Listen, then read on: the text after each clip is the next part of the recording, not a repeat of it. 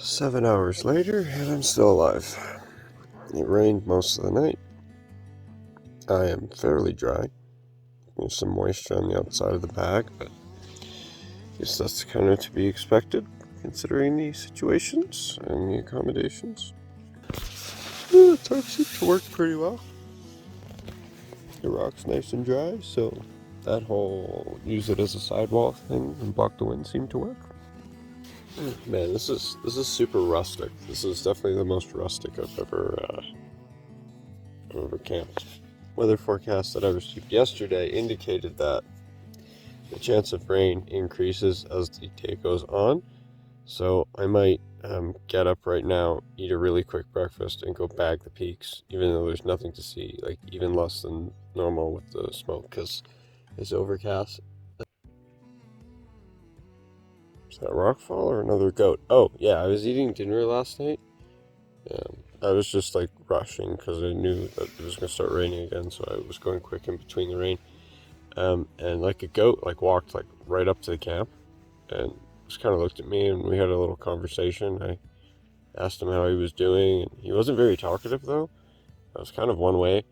It was kind of antisocial actually. He kind of just left, which was, kind of insulting because I offered for him to stay, but he kind of just like turned around and ran off.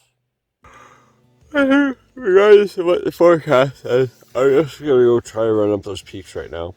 Okay, so I was all excited and ready to go. The weather, I don't know. Maybe it's a window, maybe it's tempting fate, I don't know. Oh, it's raining. Anyway, yeah, I was just about to start. This is the shelter setup for the night. Kind of hard to get into, but kept me dry. And obviously I survived the night. But then I realized I need my poles for climbing mountains. So I'll have to take this down. I was going to leave it to kind of keep the gear dry, but I'll just stash the gear under the rock here and it'll stay dry. Yeah, but I think this is my window. If I'm going to get any climbing in today, it's going to happen now. So I'm going to tear this down quick and get moving. Right, it's time to get going. So I'm going to get going. The weather looks but we're going to go anyway. We go until it doesn't make sense to go anymore, which is probably when like lightning and thunder starts happening. There's something here. I don't quite know what animal it is. It's pretty big. Don't eat my food, okay? And it's not afraid of me. Let's see. There you go. Wow, you're pretty beautiful, actually. Where'd you go? Oh man, that's where I should have slept last night. How do you fit through there? That's Mount Ball. That thing there. That doesn't look too bad. Ascend the slope up the gully there to Beatrice, which is obscured by this right here, and then traverse the ridge and traverse the ridge back down.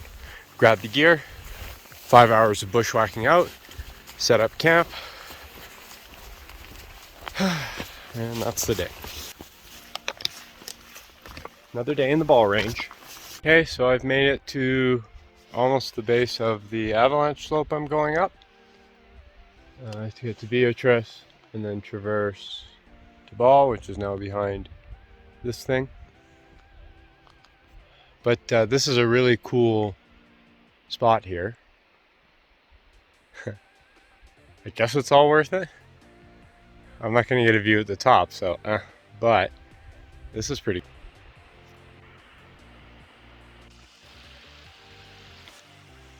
So that's the descent gully off of Beatrice. The ascent one is behind the screen in front of me. This is all really loose stuff, so I'm kicking steps to get in between bigger rocks, and then I stand on the bigger rocks, take a few second break, and keep moving. I'm just glad that I slept well, because I'm tired, but I got like 7 hours of sleep, which is amazing considering I slept underneath a rock, which is my first time doing that. So yeah, this has been a learning experience. I don't mean to jinx it, but I might just be a mountaineer now. Not yet. I have to get to the top of Ball first. Then maybe I'll be a mountaineer. Pretty cool spot. Not many people make it. This peak only sees a few ascents a year. And hopefully I'm going to be one of them. Yeah, I didn't know there was this much scree in the universe, let alone on one ascent. That's the ascent gully there, apparently. Yeah, so I'm gonna get up to the top of this medial moraine, and then I will traverse somehow to get there and then go up. This is surprisingly good moving. The rocks just move, but they don't like drop out from under you like the loose scree down below, which really sucks. I hate that loose scree. It's mind numbing. This stuff's okay. I mean, it's obviously slow, but you can still get up it. Okay, so I've made it to what I think is the ascent gully. I think I need to, so I just traversed this ledge. That's the medial moraine that I came up, and then I traversed to where I am. Looks like if I can get onto that bench, get across, I should be able to zip up through there. And that's what it looked like from down there. Okay, that's where I shot the last video, right there. I came up there, there were some good handholds there.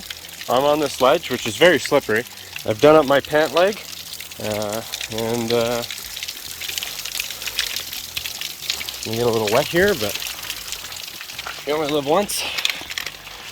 Yeah, this definitely is not a good descent route, I can tell you that. Oh, look at that! It's easy. Okay. As easy as mountaineering gets.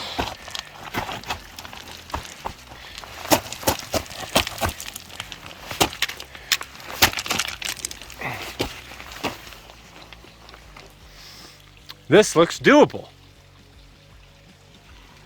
Wow, this is awesome. Hey! Okay, that's Ball. That's what's left of the glacier. Really not much. I'm traversing, came up through that gully there, and then I've traversed here to try to bypass as much of the ridge as possible. There's some weather over there. There's some mountains over there, which is kind of nice. That's new. There's some glacier. Bergschrund, crevasse field. Yeah. It's kind of cool. Now I can see into the next valley. Yeah. Cool. I'm going to be camping over there in 2 days somewhere. I think on the other side of not this mountain, but that mountain. Is that copper? That might be copper. Yeah, might get a view after. Well, I guess this is the view. Oh god. They're still coming this way. All right. That's the end of the party. Now it's business. That's pretty cool. Okay, I'm on what's left of the glacier. There's the summit. This is definitely more taxing than I expected. The weather is being kind to me so far. The route I just took is I got up on the ridge there, traversed, then went on your left side of this ridge here to avoid the glacier. Came down and back up. Looks like I probably only have, I don't know, 150 meters of vert left. That's not too far off actually. I have 750 meters of vert today already. Yeah, I'm a little whacked, but I think the thing that's causing me the most stress has been the weather. But again, it's been holding out, so I've been very lucky. Yeah, the campsite, the bivy spot is down there somewhere. I'm going to quickly jaunt up to the summit, come back down, traverse the ridge again, weather dependent, bag Beatrice, and then take the descent gully, which is probably worth bagging Beatrice just to get to the descent gully, because going down the way I came up would have been really bad. So I probably have to traverse Beatrice anyway just to get the best route down. Yeah, but it is beautiful here. The sun's trying to come out. The smoke's definitely cleared. It's just weather now that's being the problem, which I don't know. I'd rather have smoke than weather. Yeah.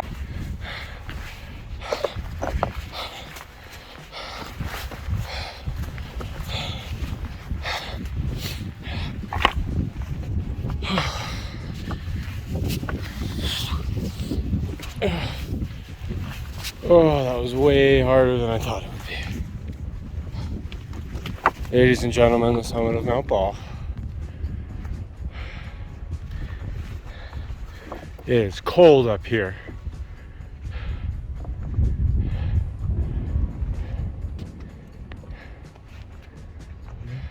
And now it is raining.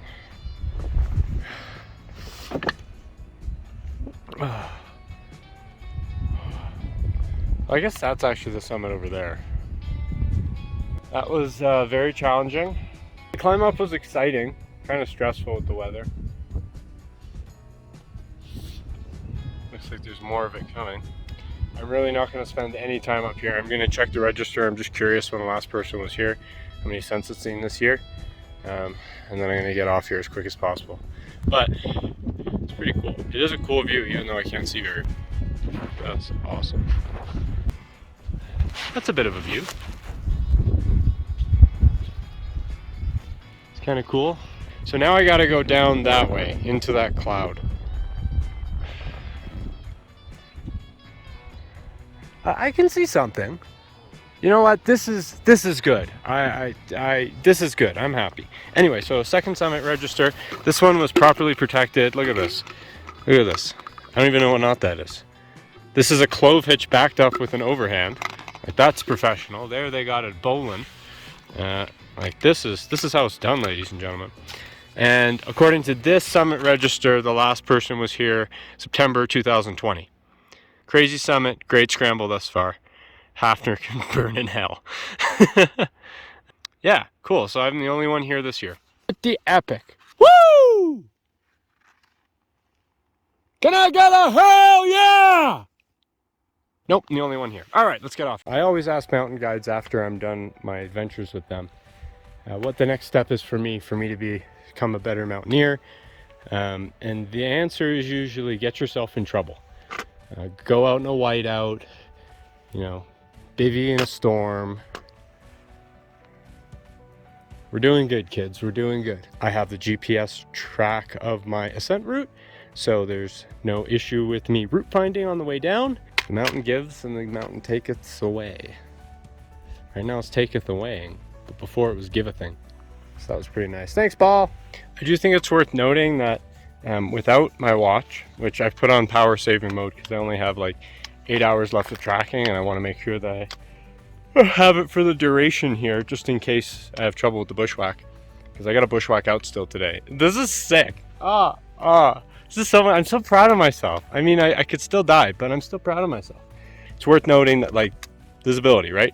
So if I didn't have the GPS track, I know that when I was coming up, I had the glacier on my left, and that it turned like it has a crown. It terminates at the top. So I'm there right now. So I would have just headed straight down from that little cliff band that I scrambled up. I would have scrambled down it and gone straight down until I hit the glacier. Then when I hit the glacier, I would have just traversed to my left and went down with the glacier on my right. That way I can't get lost using the glacier as a handrail.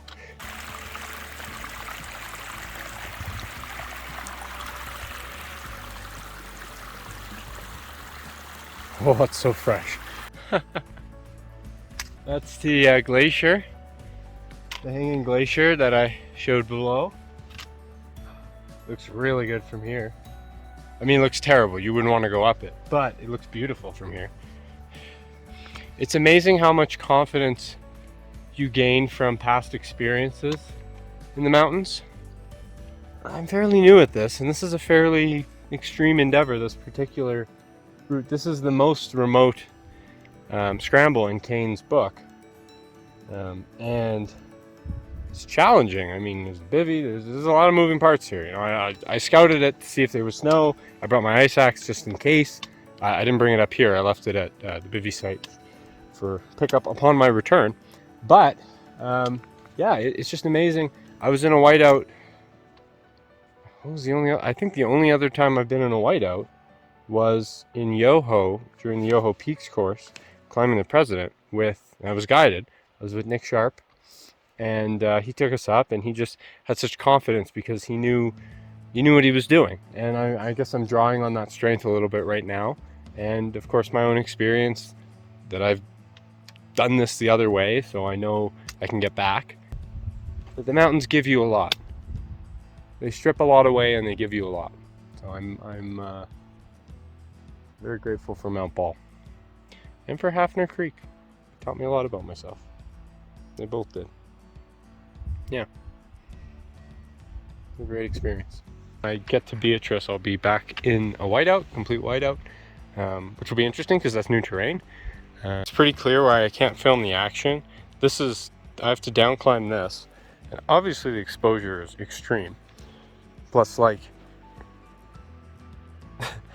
if you did survive all the rock and like falling on the rocks, and then you like tumbled down, you'd fall into the bergschrund. So, yeah. So this is I need to be hyper focused for this stuff, which is why I can't really film it. So I just down climbed that. Everything's wet. That was challenging. Had me do my deep breathing routine, but I believe that is the crux. At least from what I remember of going this way, unless Beatrice has some secret. Ladies and gentlemen, Beatrice Peak. As you can see, the view is outstanding. Yeah, no point staying here and keep moving. But I can say I did it. Apparently this is supposed to be a beautiful vantage point with stunning vistas. Some of the most unique and lovely in the Canadian Rockies. You've seen nothing once, you've seen it a million times. Is that Toph? Yeah, that's Toph from The Last Airbender. Love you, Toph. So we've traversed Beatrice Peak, which is, as you can see, gorgeous right there. Now we're at the descent gully. This was the gully that I identified on the way up as being very scree-y to my left as I came up, climber's left. Yeah, so that's good I know what it looks like, because that's my view of it. And I only know that this is the descent gully because I have the GPX track from a previous ascent. So yeah, do your homework, kids, because it can save your ass. Like I'm very happy. Yeah, do your homework. It's good for you. Okay, so it's raining harder now, but visibility is improving. This is going to be a great descent, actually. Yeah, as long as I take it slow enough that it's not problematic. I'm doing the zigzag thing so I don't knock rocks on myself. I'm definitely hungry, definitely thirsty. I need to do both those things, but this is an exposed area. I did knock some refrigerator-sized pieces down, and they went for a ride. It's pretty great. That's a cool pinnacle. I like that. That's nice. All right, I'm going to install wrap rings here. Get down this. And as we can see, it looks like the cloud is very low now, so looks like the bushwhack out is going to be a bit of a mission as well. And we're already a solid... I wonder if the other gully is the descent gully. This gully is kind of gully-y. Yeah, we're like... Yeah, this is a 5-hour day already, and I still have a 5-hour bushwhack out, plus like getting down, which obviously I'm not done yet. I'm like 2 seconds of me scree skiing, and then I'm gonna put the camera away because I just don't want to get too much speed here.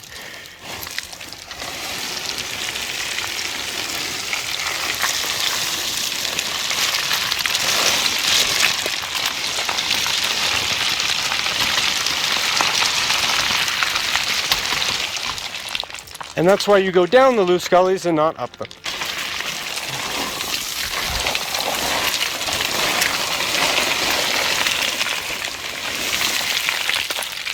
Nice and slow, controlled. This officially sucks. It is bucketing, and I still have 5 hours of bushwhacking. I think this one can go down in the books as an epic. I think that's fair to say. Yeah. Okay, I'm almost at camp. Pick up the stuff. Get the hell out of here. I hope there's no bears. Hey, Brian.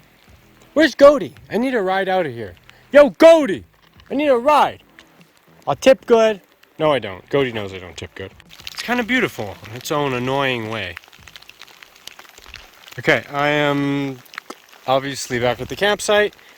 Packed the gear, something tried to eat something and then gave up. I don't think anything's missing. Doesn't matter now. I gotta get the hell out of here. It took me 5 hours. It took me 6 hours to get in yesterday, and I have 7 hours of daylight left. And this is going to be much slower going because the logs are going to be slippery, and I can't walk on top of the logs. But it's downhill, 400 meters downhill. Vert lost. Anyway, I'm gonna get going because this might be the end of the story. Other than like I get back to the bike and everything's soaked at the bike. But yeah, this has been quite an epic. Okay, update time. So I think I'm done the 2 head walls. I have no idea because I haven't been able to see more than 50 feet in front of me for the last like 3 hours. So I think I'm in the lower valley now. Must be based on the amount of water that's flowing here. Yeah, so the upper bushwhack's a total pain in the ass, but the lower one's probably going to be worse because all the logs are wet and the river's flooded from all the rain. Yeah, so this is going to be really interesting. Yeah.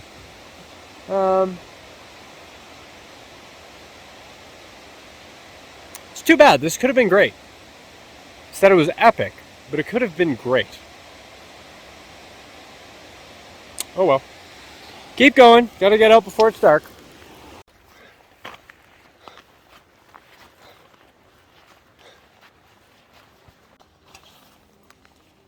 So as if all this wasn't enough already, the campground is out of water. So now I have to go get water from a river somewhere. Which also means that the toilets don't work, and the closest toilet is across the highway. Which isn't terrible, but it's not great either. And everything I have is soaked. My sleeping bag, my insulative layers, which are synthetic, so they're okay, but they're still like not great.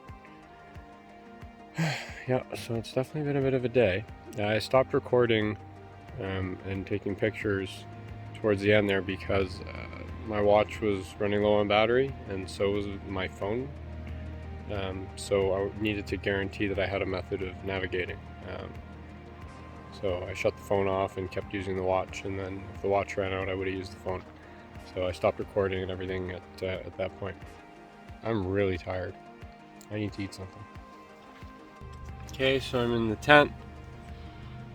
I've just checked everything. Everything is wet. Thankfully, it's not going to be too cold tonight, only like 10. So it's going to be manageable. I'm trying to dry everything, starting with the clothes that I'm going to sleep in and socks, so that I have dry clothes to sleep in.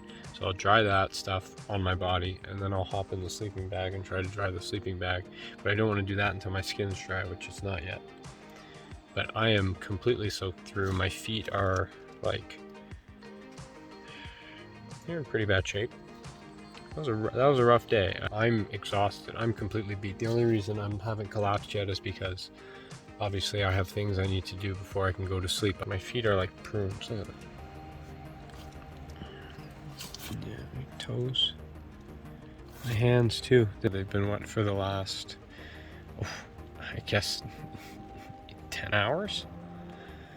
Yeah, so I'm just trying to dry myself off, but I'm getting cold, so I should get some food in me. I'll boil up some water, get some soup going. That'll help. That always helps. It's not a survival situation, but I guess we're using some like cold weather camping techniques here. So I have put between my legs all the clothes that I want to dry right now. And I'm going to use my body heat to dry the clothes. Now the moisture is going to go into the sleeping bag because it's got to go somewhere, but at least I'll have dry clothes. I know from last night, because I had the sleeping bag open most of last night, and I was many thousand meters higher than I am right now. Okay, maybe like 1,000 meters higher. No. Yeah, 700 meters? Anyway, the point is, it was colder up there, and I slept with the bag open. And I wasn't in a tent. I was in whatever that shack I built was. So the moral of the story is if I can get my clothes dry-ish, I can sleep in those. And that'll keep me warm. And then the sleeping bag is just like whatever little bit of warmth it can give me is great. Yeah, but this is unfortunate. It's really unfortunate. Oh, it's cold. It's wet. Oh. I'm gonna cook while I'm doing this, and I'm gonna cook in the vestibule, and we're gonna let the heat from the thing go up, and yeah, we'll just hope I don't get carbon monoxide poisoning. At least I'd die warm. God, it's been a long day. I just watched the videos back of watching my mood deteriorate as I went from the summit of Ball, where I was on cloud 9. I'm like, oh, look at this awesomeness. Look at those cool clouds coming in, weather coming. And then it was just like, this sucks. And then it was just like, I didn't even feel anything. And then like, I didn't film it because I had the phone off because I was saving battery for emergency. But like, I was just yelling at the creek at the end. It was just like, it was good. It was good. I got tested. I got tested today. Definitely got tested. I've never been tested like that before, so that was pretty great. I can dry this stuff. I can get a good night's sleep. I think we can call it a success story. And even if I don't get a good night's sleep, I'm still alive. So that's a success story in its own right. Okay.